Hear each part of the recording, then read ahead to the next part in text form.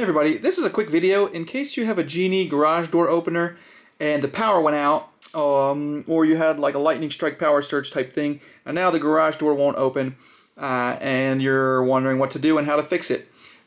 So the first thing that you need to do to fix this is a real simple fix, and that is you just need to reset the controller for the garage door opener. And so to do this, all we need to do is go to our controller, our keypad on our controller, and we're just going to press the program button at the top and the arrows button at the bottom.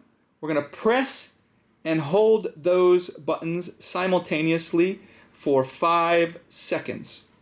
So once we've done that, once we've pressed and held that for 5 seconds, we can release, we can wait about 10 seconds, and for it to cycle through its reset process.